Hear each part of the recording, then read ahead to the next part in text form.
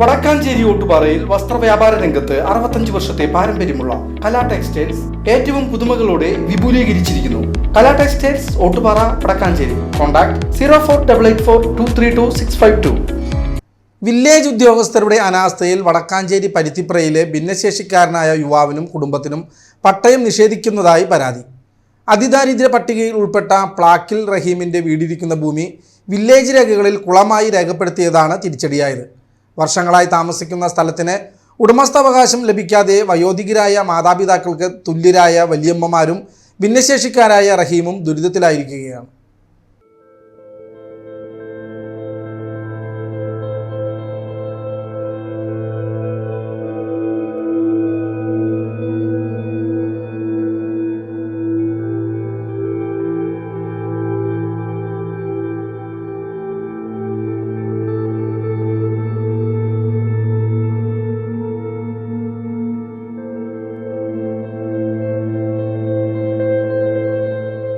ഉദ്യോഗസ്ഥരുടെ ഒരു ചെറിയ പിഴവ് ഒരു പാവപ്പെട്ട കുടുംബത്തിന്റെ സ്വപ്നങ്ങൾക്കാണ് വിലങ്ങുതടിയാവുന്നത്.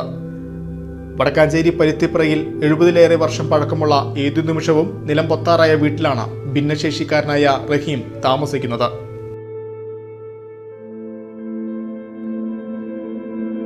പ്രസവത്തോടെ ഉമ്മ മരിച്ച റഹീമിനെ പൊന്നുപോലെ വളർത്തിയത് ഉമ്മയുടെ സഹോദരിമാരായ ഈ 2 വയോധികരാണ്. ഇവർ താമസിക്കുന്ന വീട് ഒന്ന് പുതുക്കി പണിയാൻ പോലും പട്ടയമില്ലാത്തത് തടസ്സമാകുന്നു.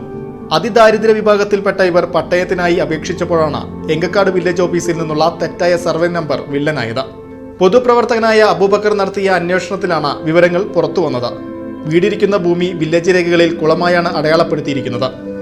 എന്നാൽ സെറ്റിൽമെന്റ് രേഖ കണ്ടെത്തി പരിശോധിച്ചപ്പോൾ അത് കുളമല്ലെന്നും നിലമാണെന്നും വ്യക്തമായി.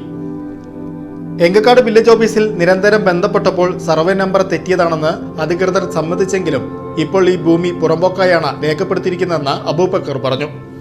ആ സെറ്റിൽമെന്റ് രേഖയിൽ അങ്ങനെ ഒരു കുളമില്ല എന്നുള്ളതാണ് ഞങ്ങൾക്ക് അറിയാൻ കഴിഞ്ഞത്. ആ രേഖ ഞങ്ങളുടെ കയ്യിലിട്ടുണ്ട്. ഈ സെറ്റിൽമെന്റ് രേഖയിൽ അങ്ങനെയുള്ള ഒരു കുളം ഇതിൽ പറയുന്നില്ല. ഈ കുളം എന്ന് അവർ പറയുന്ന സ്ഥലത്ത് നിലമായിട്ടാണ് ഇതിൽ കാണുന്നത്.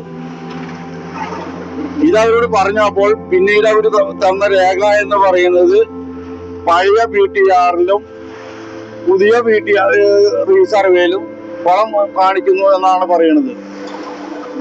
പഴയ സെറ്റിൽമെന്റ് രജിസ്റ്റർ എന്ന് പറയുന്നത് 1920 കാലഘട്ടത്തിലുള്ളതാണ് സെറ്റിൽമെന്റ് രജിസ്റ്റർ.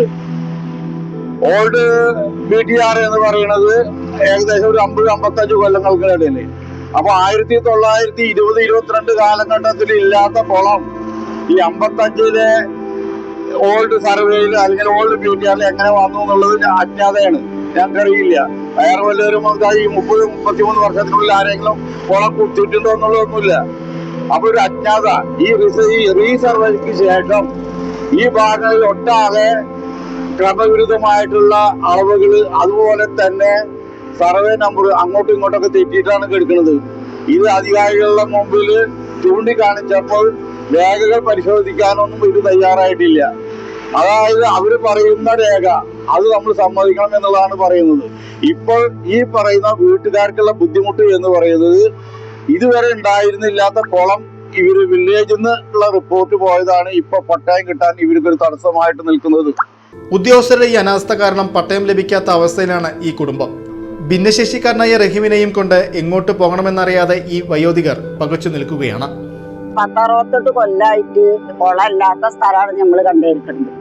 ഇതിപ്പോ കൊളാണെന്നാണ് വില്ലേജ് ഓഫീസർ പറയുന്നത്. ഇതിന്റെ മുമ്പ് പറഞ്ഞിരുന്ന വാക്കുകൾ ഇപ്പൊ ഒന്നുമില്ല, ഇപ്പൊ മാറി.